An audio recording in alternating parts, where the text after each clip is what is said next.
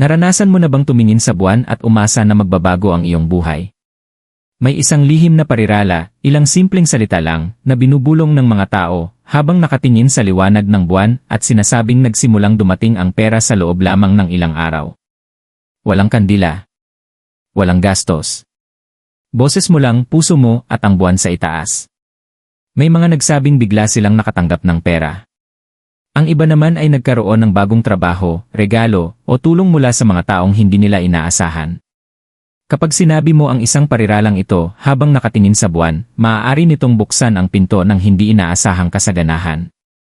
Gusto mo bang magbago rin ang iyong buhay? Kung ipagpatuloy mo lang ang panonood. Dito sa Pilipinas, marami sa atin ang lumaki na may kwento tungkol sa buwan. Ang ating mga lola ay mahilig magbulong ng mga hiling dito. Ang ating mga ninuno ay naniniwalang may kapangyarihan ito sa pag-ibig, damdamin at pati na rin sa pera. Pero habang tumatagal, unti-unti nating nakalimutan. Ngayong gabi, ibabalik natin ang nakalimutang hiwagang iyon. Dahil may isang sinaunang paniniwala, ipinasa sa mahihinang tinig na nagsasabing, kapag sinabi mo ang tamang mga salita sa ilalim ng buwan, nakikinig ang universo. At ngayon, muling bumabalik ang makapangyarihang ritual na ito. Simple lang. Walang mamahaling gamit. Walang mahahabang orasyon. Tahimik na sandali lang sa pagitan mo at ng buwan at isang parirala na pwedeng mag-imbita ng biyaya sa iyong tahanan. Marami ang sumubok na nito at nagsabing may naramdaman silang pagbabago, parang may natanggal na sagabal, parang may bumukas na mga pinto. Kung ang puso mo'y matagal nang naghihintay ng pagbabago, baka ito na ang iyong tanda. Hayaan mong ituro ko sa iyo kung paano. Spiritual na ipaliwanag enerhiya ng buwan. Sa loob ng maraming henerasyon, ang buwan ay hindi lang basta ilaw sa madilim na kalangitan. Sa kulturang Pilipino, ito ay simbolo ng gabay, pagbabago, at tahimik na kapangyarihan. Kapag bilog ang buwan, marami ang naniniwala na hinihila nito ang ating mga damdamin gaya ng paghila nito sa mga alon ng dagat. Isipin mo iyon.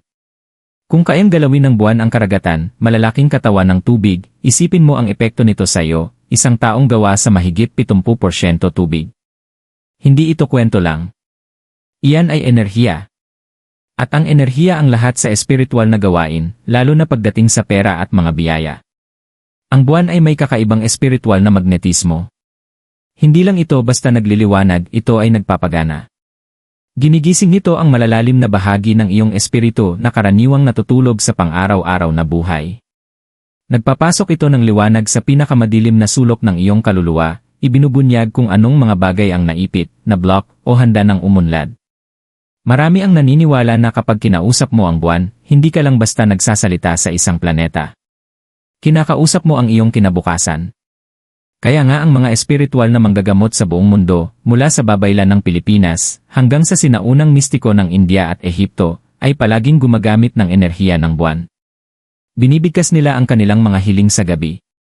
Nagsisindi ng kandila at inuulit ang kanilang mga intensyon. Tinitingala ang langit ng may pusong puno ng pag-asa at hinihiling sa buwan na dalhin ang kanilang mga pangarap sa universo. Sa panahon ngayon, may mga natawa na lang sa mga ritual na ito. Iniisip natin, paano ba mababago ng ilang salita ang kahit ano? Pero yung mga sumubok, yung tapat na bumigkas ng parirala, may buong paniniwala at pagtitiwala, madalas ay nagsasabing may kakaibang nangyayari. Biglang may dumadating na pera. May hindi inaasahang tulong. Nababalik ang nawalang sigla. May mga taong negatibo na kusa ng lumalayo. Bakit? Dahil ang buwan, sa kanyang tahimik na kapangyarihan, ay hindi lang basta nagbabago ng agos ng dagat. Binabago nito ang frequency ng iyong espiritu. At kapag nag-iba ang iyong frequency, nagbabago rin ang iyong swerte. Nagsisimula kang makaakit ng mga bagay na dati mong hinahabol. Ang mga oportunidad, kusa nang lumalapit sa iyo. Nagiging magnet ang iyong enerhiya para sa mga biyayang matagal mo nang ipinagdarasal. Kaya kakaiba ang ritual natin ngayong gabi. Hindi ito tungkol sa pamahiin. Ito ay tungkol sa espiritual na pag-alin sa isa sa pinakasinaunang puwersa sa mundo, ang buwan. At kapag natutunan mo na ang parirala at ang tamang paraan ng pagbigkas nito, hindi mo na muling titingnan ang buwan ng katulad ng dati. Iyan ay parirala, ibinunyag. Kaya ano nga ba ang pariralang ito na tahimik na binibigkas ng mga tao sa ilalim ng liwanag ng buwan? Ang pariralang pinaniniwalaang nagbubukas ng espiritual na kasaganaan. Bago ko ito ibahagi, huminga ka muna ng malalim. Dahil hindi lang ito basta pinagsama-samang salita. Ang pariralang ito ay isang susi. May dala itong intensyon, enerhiya, at direktang mensahe sa universo. Ayon sa sinaunang paniniwala, kapag binigkas mo ang mga salita na may tunay na kahulugan, lalo na sa harap ng makapangyarihang buwan, ang iyong key vibration ay naaabot ang mas mataas na dimensyon. Pero mangyayari lang ito kung ang puso mo ay nakaalin. Kaya maikli at simple ang parirala pero sobrang makapangyarihan. Narito ang parirala. Binubuksan ko ang landas ko sa kasaganaan. Sa ilalim ng buwan na ito, tinatanggap ko ang para sa akin. Huwag mo lang itong bigkasin ng isang beses. Sabihin mo ito ng dahan-dahan. Sabihin mo na may paghinga. Sabihin mo na may damdamin. Narito ang paraan. Tumayo sa lugar kung saan malinaw mong makikita ang buwan, pwedeng sa bintana, balkonahe, o sa labas kung saan ligtas at tahimik. Ilagay ang iyong kanang kamay sa iyong dibdib. Tiyaking ang mga paa ay nakalapat sa sahig o lupa. Tumingin sa buwan, hindi pilit, kundi may presensya. Malumanay ang tingin. Hayaan mong mag-reflect ito sa iyong mga mata. Huminga ng malalim ng 3 beses, at bigkasin ang parirala ng 3 ulit. Unang beses, bulongin ito ng mahina, parang ipinapakilala mo ang sarili mo sa buwan. Pangalawang beses, sabihin ito ng may kumpiyansa, parang inaangkin mo na ang para sayo. Pangatlong beses, bigkasin ito parang panalangin, huling alon na ipinapadala sa kalangitan. Damang-dama dapat ang bawat salita. Huwag magmadali. Hayaan mong dumaloy ang bawat pantig sa iyong katawan gaya ng kuryente. May ilan na nakakaramdam ng init. Ang iba'y naiiyak. Ang iba naman ay kalmado. Ano man ang maramdaman mo, igalang mo iyon. Iyan na ang enerhiya na gumagalaw. Pagkatapos bigkasin, manatiling tahimik ng hindi bababa sa 60 segundo. Pumikit at isipin mong may gintong liwanag na pumapasok sa iyong dibdib, bumababa mula sa buwan papunta sa iyo. Ang imaheng ito ay nagsisilbing seal ng parirala sa iyong aura, ina-activate ang iyong spiritual na frequency. Maaari mo ring isulat ang parirala sa papel at ilagay ito sa ilalim ng iyong unan o pitaka sa gabing iyon. Mas pinapalalim nito ang enerhiya at tuloy ang manifestasyon habang natutulog ka. At tandaan, huwag bigkasin ang parirala kung galit, nagdududa o nagbibiro ka lang. Tanging emosyonal na katotohanan ang pinakikinggan ng buwan. Kahit hindi ka sigurado, sabihin mo ito ng bukas ang puso. Iyan lang ang kailangan. Ngayon alam mo na ang parirala, ang susunod ay matutunan ang buong ritual na kaakibat nito. Tara, palalimin pa natin.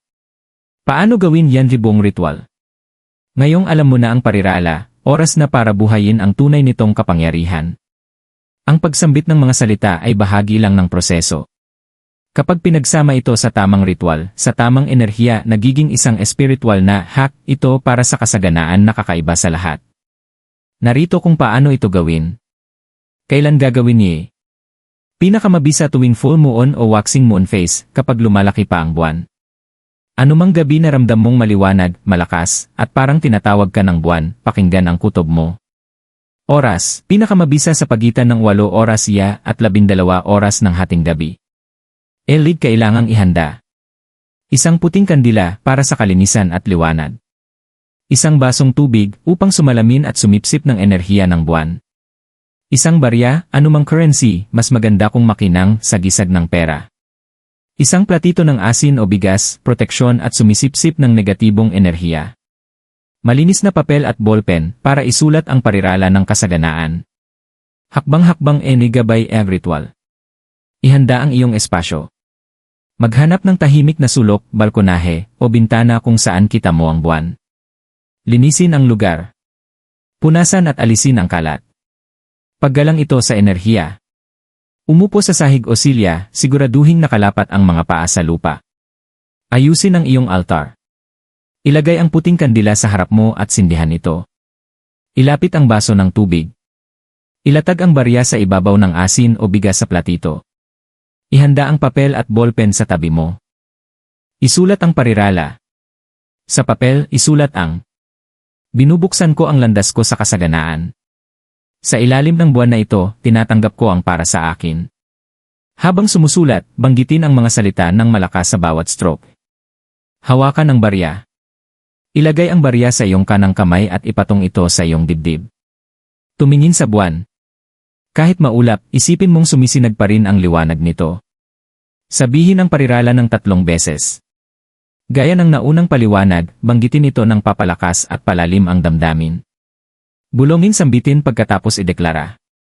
Huminga at mag-visualize. Pagkatapos ng huling pagbigkas, pumikit. Isipin mong may dumadaloy na pilak at gintong liwanag mula sa buwan, papasok sa iyong ulo, dibdib at palad. Isipin mo ring pumapasok ang liwanag sa barya, pinupuno ito ng enerhiya. Ihulog ang barya sa baso ng tubig. Hayaan itong nakababad magdamag sa ilalim ng liwanag ng buwan, kung pwede, sa may bintana. Sabihin, manatili sa akin ang liwanag na ito at pagpalain ang aking mga kamay. I seal ang ritual. Patayin ang kandila. Tiklupin ang papel at itago ito sa iyong pitaka o ilalim ng una ng 7 araw. Extra options. Pwede mong ulitin ang ritual tuwing full moon para sa mas malakas na epekto. Maaari ka ring magbigay ng barya sa nangangailangan kinabukasan. Ang gawaing ito ng pagbibigay ay nagbubukas ng mas malawak na daan para sa kasaganaan. Huwag huwag. Huwag magsalita ng negatibo agad matapos ang ritual. Iwasan ang reklamo, chismis o pagdududa sa sarili. Huwag ipamalita sa marami ang tungkol sa ritual. Panatilihing sagrado ang enerhiya. Huwag kalimutang umaksyon. Binubuksan ng ritual ang pinto pero kailangan mo pa ring lakaran ito.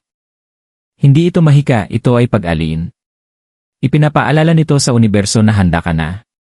Senyal ito na hindi ka na namamalimos, inaangkin mo na ang para sa'yo. At ngayong tapos mo na may nabago na sa enerhiya mo.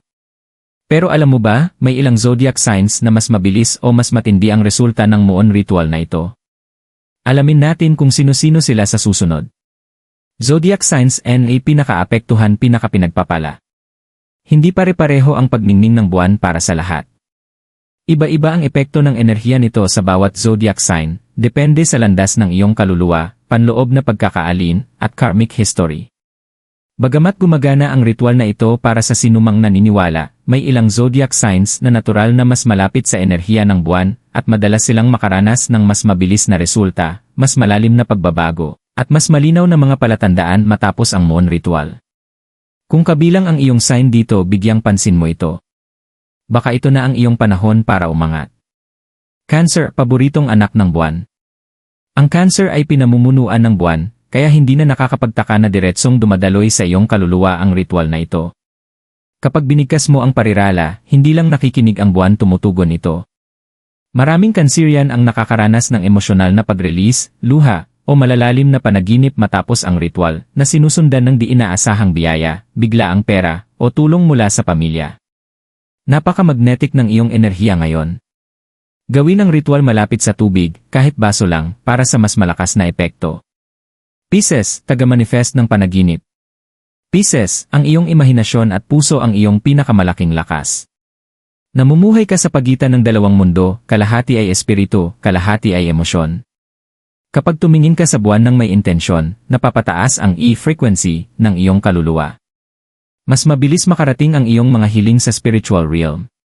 Pagkatapos ng ritual, bantayan ang mga palatandaan sa panaginip o mga tahimik na bulong sa iyong puso. Madalas makatanggap ng biyaya ang Pisces sa pamamagitan ng intuisyon, swerte, o gut feeling na nagdadala ng kasaganaan. Taurus, tahimik na tagahatak. Maaaring hindi palaging inilalabas ni Taurus ang kanyang mga hiling, pero naririnig ng universo ang iyong tahimik na dasal. Isa kang earth sign, pero inia-activate ng muon ritual ang enerhiya ng kaginhawahan, yaman, at proteksyon na hinahanap mo. Pera, bagong kliyente, regalo, at karangyaan ang madalas dumating kapag naalin ka espiritual. Sabihin ang parirala habang hawak ang barya gamit ang 2 kamay at pagmasdan ang pagbabago. Capricorn, tagabuo ng kapalaran.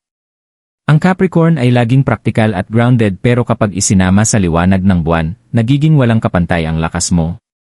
Taglay mo na ang lakas para magtagumpay. Ngayon, binibigyan ka pa ng espiritual na suporta ng ritual na ito. Madalas makaranas ang Capricorn ng breakthrough sa career, investments, o matagal ng mga pangarap. Kung matagal ka nang naghihintay ng promotion, deal, o oportunidad, ito na ang susi mo. Ulitin ang ritual ng 3 magkasunod na gabi para ma-unlock ang buong potensyal. Surprise sign, Sagittarius, mabilis umangat. Ang Sagittarius ay pinamumunuan ng apoy at bilis, pero pinapabagal ng buwan ang iyong enerhiya upang ma-focus ang iyong blessings. Maaaring magdala ang ritual na ito ng biglaang paglalakbay, bagong trabaho, o oportunidad na lumipat ng lugar. Kung matagal ka ng feeling stuck, banayad kang itutulak ng buwan pasulong. Gawin ang ritual sa labas kung pwede, at isulat ang parirala gamit ang iyong hindi dominanteng kamay para sa dagdag na espiritual na lakas. Tandaan, walang zodiac sign na napuputol sa biyaya ng buwan. Pero kung nabasa mo dito ang iyong sign, tanda ito na para sa iyo ang mensaheng ito.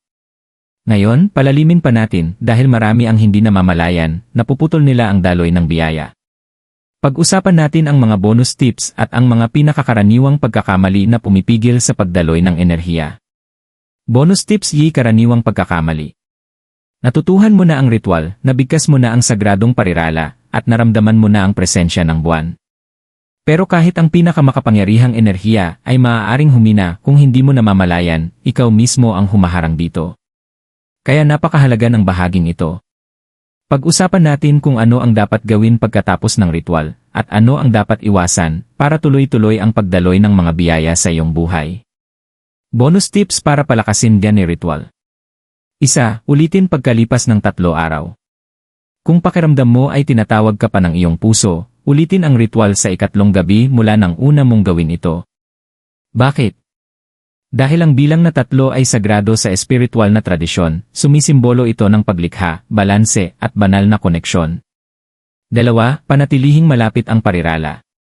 Pagkatapos ng ritual, tiklupin ang papel na may parirala ng kasaganaan at itago ito sa iyong pitaka para sa enerhiya ng pera. Sa ilalim ng unan para sa mga mensahe sa panaginip. O sa tabi ng altar o kandila para sa pangmatagalang enerhiya. 3. Sabihin ang maikling afirmasyon araw-araw. Tuwing umaga sa loob ng 7 araw pagkatapos ng ritual, tahimik mong sabihin. Hinahanap ako ng kasaganaan. Handa na ako. Pinananatili nitong bukas ang iyong enerhiya at nakaaligin sa intensyon na itinakda mo sa ilalim ng buwan. 4. Uminom ng moon charged water. Kung iniwan mo ang barya sa baso ng tubig magdamag, huwag mo itong inumin, kundi ibuhos mo sa mga halaman o sa lupa para ibalik ang enerhiya sa kalikasan. Pagkatapos, maglagay muli ng tubig sa baso at hayaan mo ulit na ma-charge ito ng buwan. Pwede mo na itong inumin kinabukasan habang sinasambit ang iyong afirmasyon. Elid karaniwang pagkakamali din ay dapat iwasan. 1. Pagdududa agad matapos ang ritual. Maraming nakakaramdam ng pagbabago pero agad na nasisira dahil iniisip nila. Paano kung walang mangyari?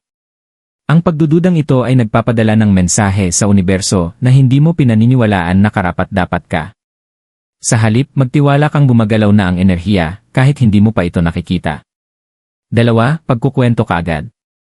Panatilihing pribado ang ritual lalo na sa unang 3 araw. Kapag agad mo itong ibinahagi, lalo na sa mga hindi naniniwala, nag-imbita ka ng spiritual na resistance. 3. Nilalaktawan ang visualisasyon. Huwag madaliin na parang ordinaryong gawain lang ang ritual. Ang pag-imagine ng gintong at pilak na liwanag na dumadaloy sa iyong dibdib ay isa sa pinakamakapangyarihang bahagi nito. Ito ang nag-a-activate ng iyong enerhiya, hindi lang ang mga salita. 4. Humihiling na may takot imbes na pananampalataya. Magkaiba ang humihiling na puno ng takot at humihiling na may paniniwala. Lumapit ka sa ritual na may tahimik na puso, hindi may kaba. Hindi ka namamalimos. Inaanyayahan mo lang ang talagang nakalaan na para sa iyo. Kapag iniiwasan mo ang mga pagkakamaling ito at isinabuhay ang mga tips, hinahayaan mong buo, banayad, at malakas na pumasok sa buhay mo ang enerhiya ng buwan. Ngayon, pagsamahin natin ang lahat sa isang huling mensahe na maaaring magbago ng pananaw mo sa iyong landas magpakailanman. Kung sinunod mo ang ritual na ito ng bukas ang puso, may nabago na. Maaaring hindi mo ito makita agad-agad. Maaaring hindi ito dumating na parang bumubuhos na pera mula sa langit. Pero sa sandaling tumingin ka sa buwan at binigkas mo ang mga salita, may naipadalang mensahe. At narinig ka ng universo. Sa kulturang Pilipino, madalas nating sinasabi, kung para sa'yo, ibibigay ng langit. Pero paano kung talagang para sa'yo na ito at kailangan mo lang talagang buksan ang pintuan? Ang ritual na ito ang pintuang iyon. May nagawa kang kakaiba. Hindi ka lang basta nanood ng panibagong video. Lumahok ka sa isang sinaunang tradisyon. Gumawa ka ng aksyon mula sa iyong kaluluwa. Idineklara mong hindi ka na naghihintay ng swerte. Inaalin mo na ang sarili mo rito. At napakalakas niyan. Para sa ilan, lilitaw ang mga palatandaan sa susunod na 48 oras. Isang random na mensahe. Bigla ang oportunidad. Panaginip na parang totoong-totoo. Para naman sa iba, mas mabagal ang pagbabago pero mas malalim at mas matatag. Ano man ang mangyari, nagsimula na ang enerhiya. Pagkatiwalaan mo ito. Pakainin mo ito. At huwag mo itong kontrahin o pagdudahan. Ngayon, gusto kong gawin mo ang 3 simpleng bagay na ito. Isa, ay type ito sa comments ngayon. Tiwala ako sa buwan. Tinatanggap ko ang para sa akin. Ang pagsulat nito ay lalo pang nagpapalakas ng ritual. Ito ang iyong kumpirmasyon sa biyaya. 2, I like ang video na ito. Kung kahit isang bahagi ang tumama sa puso mo, ibalik ang pagmamahal sa pamamagitan ng pag-like. Makakatulong din itong makita ng mas maraming tao, lalo na ng mga talagang nangangailangan ng ritual na ito ngayong gabi. 3, mag-subscribe at i-on ang bell. Nagbabahagi ang channel na ito ng mga spiritual messages, zodiac insights, at divine timing rituals para sa kaluluwang Pilipino. Kung minsan mo nang naramdamang hindi ka napapansin o naririnig, para sa iyo ang espasyong ito. Huling mensahe. Ngayong gabi, pag muling sumilip ang buwan, huwag mo lang itong pagmasdan. Ibulong mo ang iyong hiling. Sabihin mo ang parirala. Damhin mo ang iyong kapangyarihan. Dahil kapag nagsalita ang puso sa ilalim ng buwan, maging ang mga bituin ay tumitigil para makinig. Ang iyong paglalakbay tungo sa kasaganaan. Nagsimula na.